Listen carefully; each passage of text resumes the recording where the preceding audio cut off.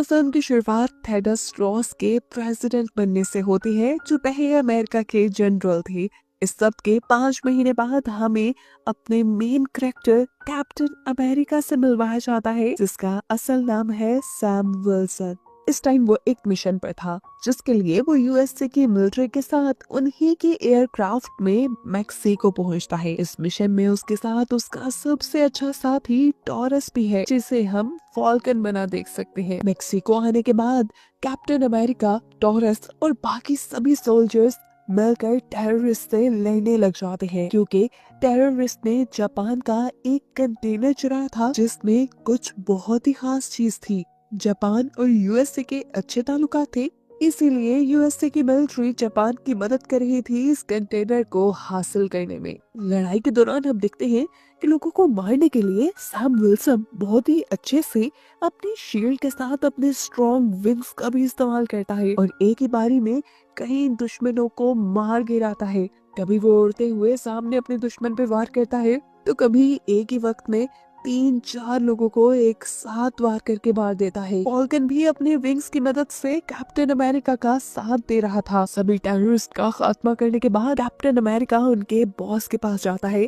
जिसके पास वो कंटेनर था। कंटेनर लेने के बाद इससे पहले कि वो इस आदमी को मार देते, वो आदमी उनके चुंगल से बच निकला और ये लोग यूएस से वापिस आ गए। इस महीने बाद कैप्टन अमेरिका टॉरस से यानी फॉल्कन से बहुत ज्यादा खुश थे, क्योंकि इस लड़ाई में टॉरस ने बहुत हेल्प की थी। अब टॉरस से इम्प्रेस होकर कैप्टन अमेरिका उसे अपनी सबसे अच्छे दोस्त आइजिया ब्रैडली से मिलवाने के लिए लेकर जाते हैं। कैप्टन अमेरिका टॉरस को बताते हैं कि आइजिया ब्रैडली पहले एक बहुत ही अच्छे सोल्जर थे और साथ ही साथ कैप्टन अमेरिका भी रह चुके हैं, और ये जानकर टॉरस शॉक रह जाता है। लेकिन एक अजीब बात यहाँ कैप्टन अमेरिका टॉरस को ये बताता है कि कैप्टन अमेरिका बनने के बाद आइजिया ब्रैडली को 30 साल के लिए जेल में डाल दिया गया। हालांकि ये बहुत अजीब था। आइजिया ब्रैडली ने तो कैप्टन अमेरिका बनके बहुत अच्छा काम किया था और बहुत अच्छा परफॉर्म किया था। टॉरस हैरान होकर आइजिया ब्रैडली से पूछता है, आखिर जब आपने इतना अच्छा काम किया था तो यूएसए की मिलिट्री ने आपको जेल में क्यों डाला? आइजिया ब्रैडली ने बताया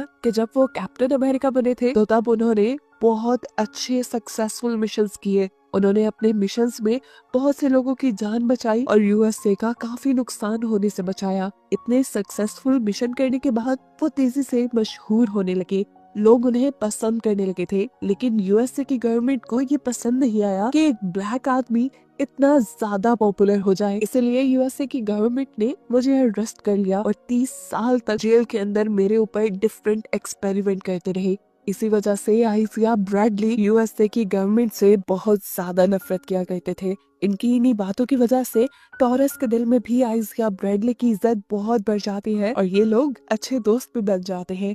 ये लोग अभी बातें ही कर रहे थे कि तभी सैम विल्सन को यानी अभी वाले कैप्टन अमेरिका को एक कॉल आती है, जिसमें उन्हें पता चला कि अब के न्यू प्रेसिडेंट ने यानी थेडस रॉस ने व्हाइट हाउस के अंदर एक मीटिंग रखी है। ये मीटिंग एक पार्टी के अंदर है, जिसमें बहुत ही बड़े बड़े लोग आएंगे और इसी के अंदर कैप्टन अमेरिका को यानी सैम विल्सन को भी इनवाइट किया गया है। अगले सीन में दिखाया जाता है कि सैम विल्सन तैयार होकर आइजिया ब्रैडली और टॉरस के साथ व्हाइट हाउस पहुंचा है, जहां पर बहुत सारी कंट्रीज के प्रेसिडेंट भी आए हुए हैं। पार्टी में थेडस रॉस सैम विल्सन को देखते ही उसकी तारीफ करने लग जाते हैं कि उसने मैक्सिको में बहुत अच्छा मिशन किया था। थेडस रॉस उससे इम्प्रेस थे। वो जापान की खोई हुई चीज को भी वापस हासिल कर लाया था। खैर अब सभी के सभी लोग मीटिंग रूम के अंदर इकट्ठा हो जाते हैं। थेडस रॉस स्टेज पे आकर मीटिंग का एजेंडा बताने लगते हैं। वो बताते हैं कि आज से कुछ सालों पहले इंडियन ओशन में एक नया आइलैंड पैदा हो गया है, जिसे सेलेस्टियल आइलैंड के नाम से जाना जाने लगा था। थेडस रॉस बताते हैं कि जैसे ही ये आइलैंड उभरा था तो इस आइलैंड ने सारे मुल्कों का ध्यान अपनी तरफ कर लिया। सारे ही मुल्क इस पर रिसर्च करने के लिए पहुंच गए और सबको ये बात मालूम हुई कि इस आइलैंड पर कुछ अजीब तरह के मेटल्स पाए जाते हैं, जो मेटल बाकी पूरी दुनिया में नहीं पाए जाते, और ये मेटल सबसे ज्यादा स्ट्रॉन्ग था। इस मेटल का नाम साइंटिस्ट ने एडमेंटियम रख दिया था। जैसे जैसे लोगों को एडमेंटियम के बारे में पता चलने लगा, सभी लोगों ने उसे हासिल करने के लिए यहाँ पे आना शुरू कर दिया। सारे ही मुल्क एडमेंटियम को लेकर जाना चाहते थे और इस चक्कर में सबकी लड़ाई हो सकती थी, यानी वो आइलैंड किसी भी बड़ी जंग की वजह बन सकता था। इसलिए थेडस रॉस ने ये मीटिंग रखी थी। उसने फैसला किया था कि वो लोग सेलेस्टियल आइलैंड की एडमेंटियम मेटल को बराबर बराबर बांट लेंगे, यानी वो मेटल बराबर हर मुल्क में जाएगी, जिससे किसी भी मुल्क के दरमियान जंग नहीं होगी। थेडस रॉस के साथ सभी मुल्कों के प्रेसिडेंट इस बात पर एग्री हो जाते हैं और ये सब लोग मिलकर नया कॉन्ट्रैक्ट करने का फैसला करते हैं। थेडस रॉस यहाँ ये भी बताते हैं कि जापान ने सबसे ज्यादा एडमेंटियम पे रिसर्च की थी और एडमेंटियम की प्योर फॉर्म को हासिल भी कर लिया था, लेकिन फिर टेररिस्ट के ग्रुप ने जापान की वो रिसर्च चुरा ली, जिससे फिर कैप्टन अमेरिका बचा कर लेके आया। यानी मूवी के स्टार्ट में जिस मिशन पर कैप्टन अमेरिका गया था, वो मिशन एडमेंटियम मेटल को ही बचाने का था, जिसके लिए थेडस रॉस सबके सामने कैप्टन अमेरिका और टॉरस का शुक्रिया अदा करते हैं। इसी मीटिंग के दौरान अचानक से एक बहुत ही अजीब चीज होती है। वहाँ पर जोर से साउंड्स बजने लग जाते हैं और इन साउंड्स के बजते ही आइजिया ब्रैडली, जो कि सैम विल्सन के साथ यहाँ आया था, वो खड़ा हो जाता है। अपने पास वाले गार्ड से जबरदस्ती उसकी गन छीनते हुए उसे दूर दीवार पे गिराता है और इसी गन से थेडस रॉस के ऊपर हमला कर देता है। सिर्फ आइजिया ब्रैडली ही नहीं, यहाँ पर मौजूद 4 और गार्ड्स जो कि थेडस रॉस के ही थे, वो भी अपनी गन्स निकाल कर यहाँ थेडस रॉस के साथ बाकी सब के ऊपर भी हमला करने लगे। अभी तक थेडस रॉस इनकी फायरिंग से बचे हुए थे। सिचुएशन को कंट्रोल में करने के लिए सैम विल्सन आइजिया ब्रैडली के हाथ से गन लेने की कोशिश करता है और इस तरह यहाँ सभी गार्ड्स दूसरे हमला करने वाले गार्ड्स को रोकने लग जाते हैं और एक जंग का सा माहौल बन जाता है। इसी क्योस के माहौल में यहाँ पर एक बहुत ही जबरदस्त लड़की की एंट्री होती है, जिसने उड़ते हुए यहाँ पर फायरिंग करने वाले सोल्जर्स पर हमला करना शुरू कर दिया था। एक एक करके सबको मारती हुई वो थेडस रॉस को बचाने की कोशिश कर रही थी और इस तरह हमें पता चलता है कि ये लड़की थेडस रॉस की पर्सनल सिक्योरिटी गार्ड थी। फाइनली सैम विल्सन, इस लड़की और टोरस की मेहनत के बाद सभी शूटर गार्ड्स और आइजिया ब्रैडली पकड़े जाते हैं। कैप्टन अमेरिका यानी सैम विल्सन फौरन आइजिया ब्रैडली के पास जाता है और उससे पूछता है कि आखिर तुमने ये सब क्यों किया। मैं जानता हूँ तुम कभी भी थेडस रॉस को नुकसान नहीं पहुँचा सकते, आखिर हुआ क्या था तुम्हें। सैम विल्सन जिस बात में आइजिया ब्रैडली से सवाल पे सवाल करते ही जा रहा था, लेकिन एक और हैरान कर देने वाली अजीब बात ये थी कि आइजिया ब्रैडली को तो कुछ याद नहीं था। उसे वो इंस्टेंट बिल्कुल भूल चुका था कि किस तरह उसने थेडस रॉस के ऊपर हमला किया। वो सैम विल्सन के सामने बिल्कुल इनकार कर चुका था कि तुम जो कह रहे हो मुझे बिल्कुल याद नहीं, मैंने ऐसा कुछ नहीं किया। अब आइजिया ब्रैडली को थेडस रॉस पे हमला करने की वजह से जेल में डाल दिया गया था। सैम विल्सन उससे कहता है, मैं जानता हूँ अगर तुम्हें कुछ याद नहीं तो जरूर इसके पीछे कोई और है और मैं सच का पता चला के रहूंगा और तुम्हें यहाँ से निकाल लूंगा, ये मेरा वादा है तुमसे। सैम विल्सन अब इस पूरे वाक़े की इन्वेस्टिगेशन करने वाला था। वो फौरन टॉरस के पास गया और वहां जाकर उसने व्हाइट हाउस की सीसीटीवी फुटेज निकाल ली। सीसीटीवी फुटेज को देखते हुए इन्हें काफी अजीबोगरीब चीजें नजर आती है। जैसा कि मीटिंग के स्टार्ट होने से पहले आइजिया ब्रैडली जब अपना फोन यूज कर रहा था तो उसका फोन अजीब तरीके से ब्लिंक हुआ था और इस ब्लिंकिंग में सिर्फ व्हाइट लाइट नजर आ रही थी। और यही सेम काम उन 4 गार्ड्स के साथ भी हुए थे जिन गार्ड्स ने थेडस रॉस के ऊपर हमला किया था। एक और शॉकिंग चीज इन्होंने ये नोटिस की कि उन सारे गार्ड्स और आइजिया ब्रैडली ने जब हमला किया था ठीक उससे पहले एक गाना बजा था, जैसे उस म्यूजिक ने उन्हें ट्रिगर किया हो। ये देखते हुए सैम विल्सन और टोरस को ये बात श्योर हो गई थी कि आइजिया ब्रैडली और उन 4 गार्ड्स से किसी ने ये काम करवाया था और वो 5 बेकसूर है। अब आइजिया ब्रैडली को बचाने के लिए सैम विल्सन टोरस के साथ ही मिलकर डिसाइड कर लेता है कि आखिर वो उस आदमी को ढूंढ कर रहेगा जिसने आइजिया ब्रैडली को फंसाया था और थेडस रॉस के ऊपर हमला किया था। ये डिसाइड करने के बाद सैम विल्सन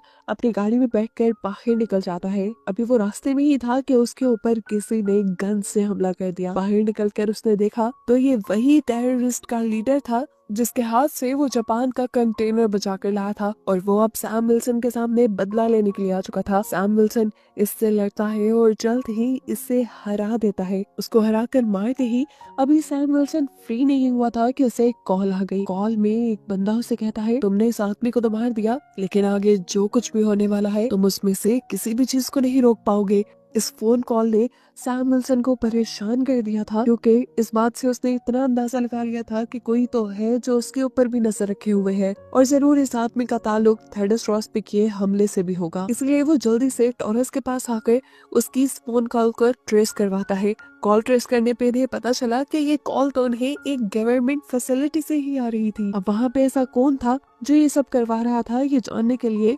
टॉरस और सैम फौरन ही वहाँ के लिए निकल जाते हैं। जाकर इन्होंने जो देखा ये लोग हैरान रह गए। वो फैसिलिटी असल में एक साइंस लैब थी जिसमें गवर्नमेंट का कोई काम नहीं हो रहा था, बल्कि वहाँ पर कुछ एक्सपेरिमेंट चल रहे थे जो थेडस रॉस पर्सनली करवा रहा था। पता चलता है कि ये एक्सपेरिमेंट वो तब से करवा रहा था जब वो आर्मी में जनरल था। अभी वो इन्हीं चीजों को सोचकर हैरान ही हो रहे थे कि इनके सामने एक नए कैरेक्टर की एंट्री हो गई जिसका नाम था द लीडर। जिसे देखकर ये दोनों हद-तक रह गए। एक तो द लीडर पूरा ग्रीन था और ऊपर से उसका सर भी बहुत बड़ा था। सैम अब उससे पूछता है, तुम कौन हो और ये सब क्यों करवा रहे हो? मैं जानता हूँ थेडस रॉस पे भी हमला तुमने ही करवाया है, आखिर चाहते क्या हो तुम? इसकी बातें सुनकर द लीडर ने उसे बताया कि मैं एक साइंटिस्ट हूँ। एक मर्तबा मैंने ब्रूस नाम के एक मार्वल कैरेक्टर की मदद की।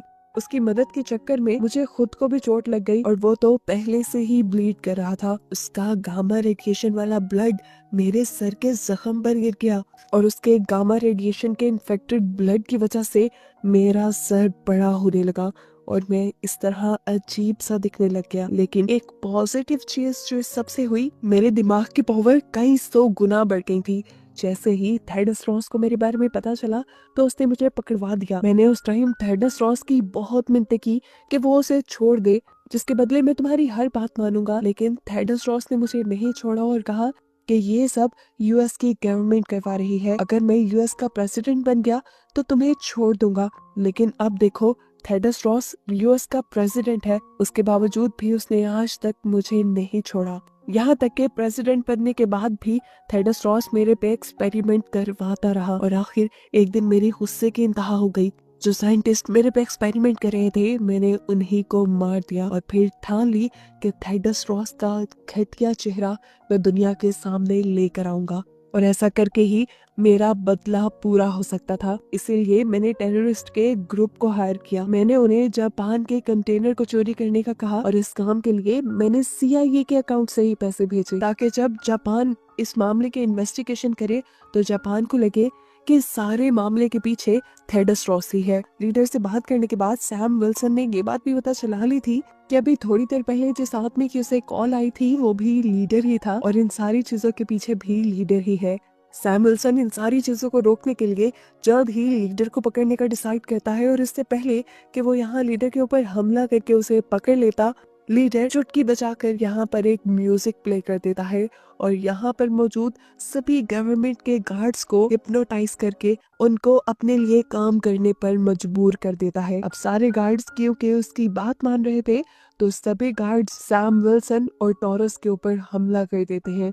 सैम विल्सन और टॉरस दो थे और ये गार्ड्स बहुत सारे। ये दोनों इनसे जब लड़ने में मसरूफ हुए तो पीछे से मौके का फायदा उठाकर लीडर यहाँ से भाग गया। सैम विल्सन और टॉरस बहादुरी से सभी गार्ड्स को मारते हुए आखिर मौका पाते ही यहाँ से निकल जाते हैं लीडर को पकड़ने के लिए। लेकिन बाहर की दुनिया में जाने पर उन्हें पता चलता है कि अब बहुत देर हो चुकी है। लीडर ने जो प्लान बनाया था वो काम कर गया है। जापान ने जब अपने कंटेनर के चोरी होने की इन्वेस्टिगेशन की तो इन्हें पता चला कि उस टेररिस्ट को पैसे देने वाली CIA थी।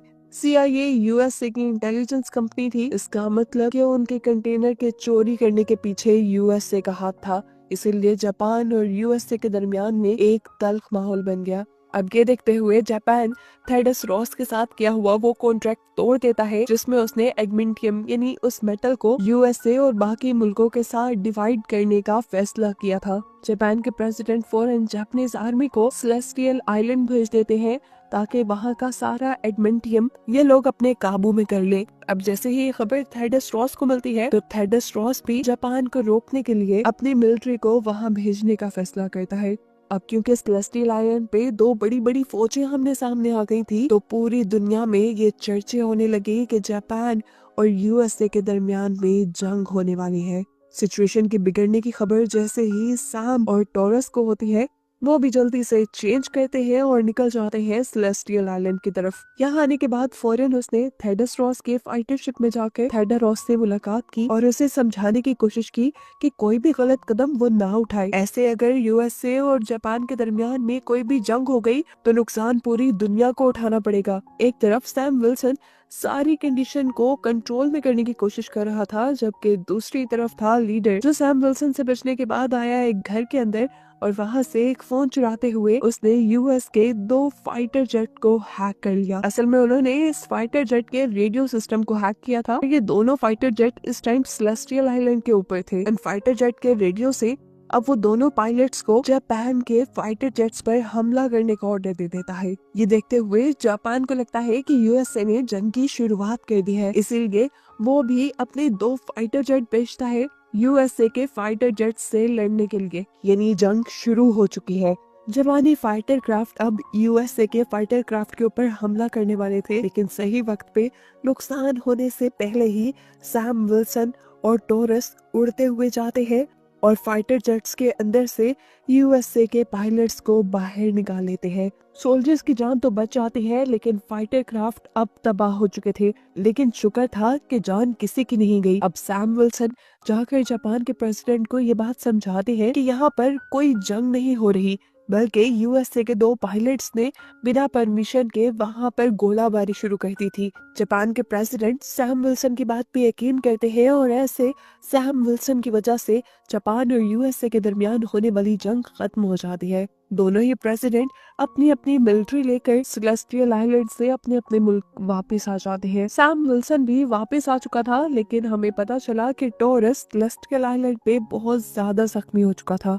लेकिन ठीक वक्त पर सैम उसे हॉस्पिटल ले आया और अब उसका इलाज चल रहा है। सीन कट होकर अब हमें दिखाया जाता है कि थेडस रॉस ने दोबारा एक प्रेस कॉन्फ्रेंस रखी, जिसमें वो ये बात क्लियर करना चाहते थे कि जापान और उनके दरमियान में कोई जंग नहीं हुई, बल्कि एक गलत फहमी हुई थी। इसी प्रेस कॉन्फ्रेंस के अंदर सैम विल्सन भी था और यहाँ पर उससे मिलने के लिए लीडर भी आ गया। वो सैम विल्सन पर गुस्सा था क्योंकि उसने जो प्लान बनाया था यूएसए और जापान के दरमियान जंग करवाने का, सैम विल्सन की वजह से उसका पूरा प्लान चौपट हो गया और ऐसे थेडस रॉस का जो घटिया चेहरा उसने लोगों को दिखाना था वो भी लोगों के सामने नहीं आ सका। लीडर सैम विल्सन से कहता है, तुम फिक्र ना करो, थेडस रॉस का घटिया चेहरा तो मैं लोगों के सामने ला कर ही रहूंगा। सैम विल्सन लीडर से पूछता है कि आखिर थेडस रॉस को तुम्हारे से प्रॉब्लम क्या थी। तब लीडर उसे थेडस रॉस का पास्ट बताता है कि पहले थेडस रॉस को एक जानलेवा बीमारी थी। इस बीमारी की वजह से वो मर सकता था,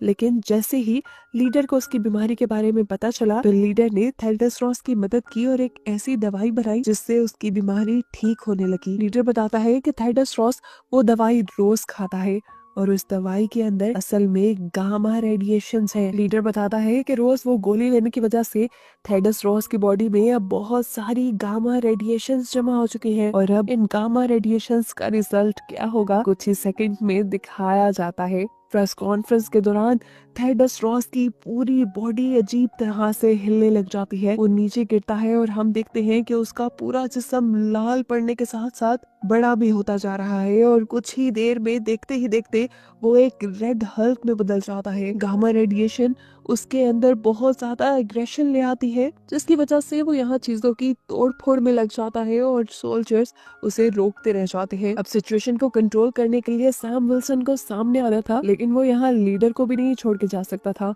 उसने यहाँ पर मौजूद सोल्जर्स के हाथों सबसे पहले लीडर को ही अरेस्ट करवाया और फिर सिचुएशन कंट्रोल करने के लिए यानी रेड हल्क को कंट्रोल करने के लिए सामने आया। ये लड़ाई मूवी की बेस्ट फाइट थी। कैप्टन अमेरिका के सामने रेड हल्क था और रेड हल्क कहीं ना कहीं उससे ज्यादा ताकतवर था, क्योंकि लड़ते हुए रेड हल्क ने पूरी जलती हुई कार उठाकर कैप्टन अमेरिका की तरफ फेंक दी। जिससे बचने के लिए कैप्टन अमेरिका ने अपने पंखों का इस्तेमाल किया, लेकिन हैवी मेटल से बने हुए ये पंख भी रेड हल्क ने लड़ाई के दौरान तोड़ दिए और कैप्टन अमेरिका की शील्ड को भी जमीन में गाड़ दिया। अब इससे पहले कि रेड हल्क कैप्टन अमेरिका का किस्सा तमाम कर देता, कैप्टन अमेरिका उसे इमोशनली वीक करने का सोचता है और उसके सामने उसकी बेटी का नाम लेता है। वो उससे कहता है, तुम्हें तुम्हारी बेटी के लिए रिलैक्स होना पड़ेगा, तुम बुरे आदमी नहीं हो, शांत हो जाओ प्लीज। हैरानकुन तौर पर सैम विल्सन की ये टेक्निक काम कर जाती है और अपनी बेटी का नाम सुनते ही थेडस रॉस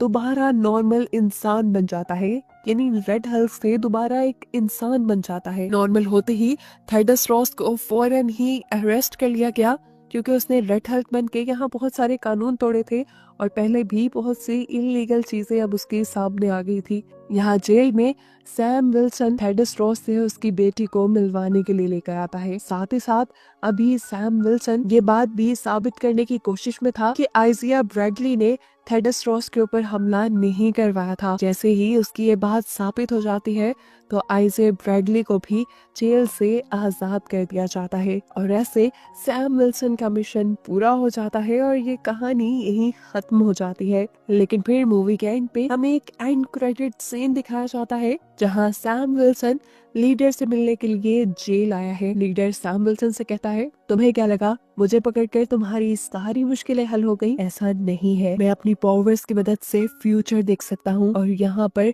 अब वो सब आने वाले हैं जिनका तुम मुकाबला नहीं कर पाओगे। सैम विल्सन ने पूछा, कौन? लीडर ने बताया, हमारी इस दुनिया के अलावा भी इस पूरी कायनात में बहुत सी दुनिया है जहाँ पर वो सब रहते हैं और जब वो आएंगे तुम उनका सामना नहीं कर पाओगे। लीडर के कहते ही